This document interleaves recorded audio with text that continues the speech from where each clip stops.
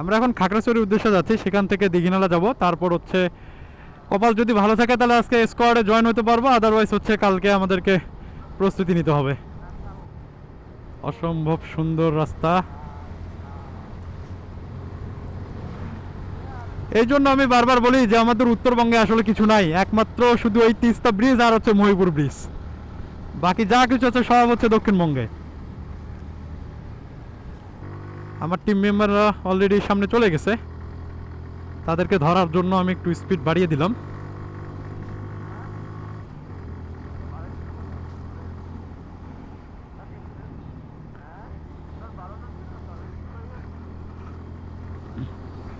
তো তো সাজেক আসলে যাওয়ার সময় এই কর্নারিংটাকে খুব উপভোগ করি,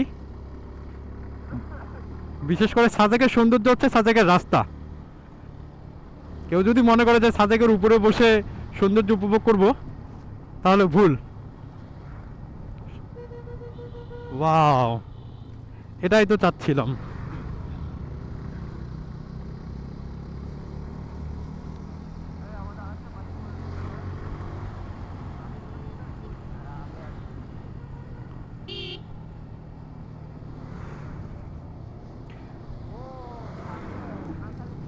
সামনে একটু ভালো রাস্তা পেয়েছি, অসম্ভব সুন্দর একটা ভিউ।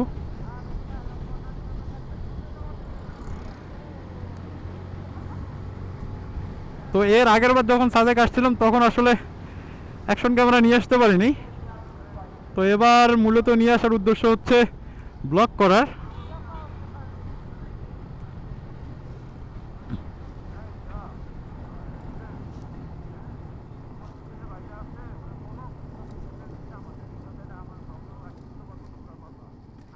একটু সাবধানে যেতে হবে, কারণ হচ্ছে রাস্তাঘাট খুবই ভাঙা।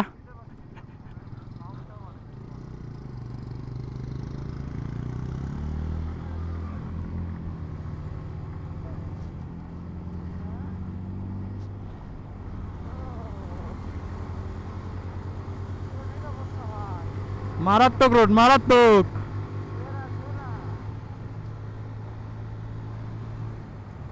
ওকে, আমরা এখন খাগড়াছড়ির উদ্দেশ্যে যাচ্ছি, সেখান থেকে দীঘিনালা যাব, তারপর হচ্ছে কপাল যদি ভালো থাকে তাহলে আজকে স্কোয়াডে জয়েন হতে পারবো, আদারওয়াইজ হচ্ছে কালকে আমাদেরকে প্রস্তুতি নিতে হবে। ওকে, তো ইতিমধ্যে আমার কাছে খবর আসলো যে আমাদের যদি একটু লেটও হয়ে যায় তো আমরা আসলে ভেতরে ঢুকতে পারবো ইনশাল্লাহ।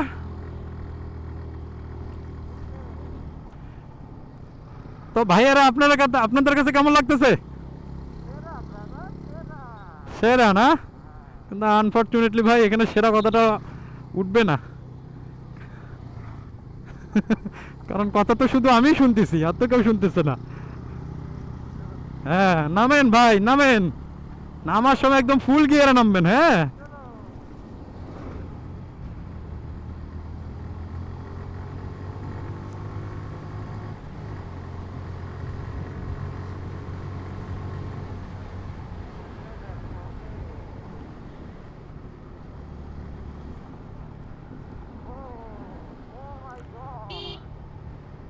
অসম্ভব সুন্দর রাস্তা, এই জন্য আমি বারবার বলি যে আমাদের উত্তরবঙ্গে আসলে কিছু নাই, একমাত্র শুধু এই তিস্তা ব্রিজ আর হচ্ছে মহিপুর ব্রিজ, বাকি যা কিছু আছে সব হচ্ছে দক্ষিণবঙ্গে।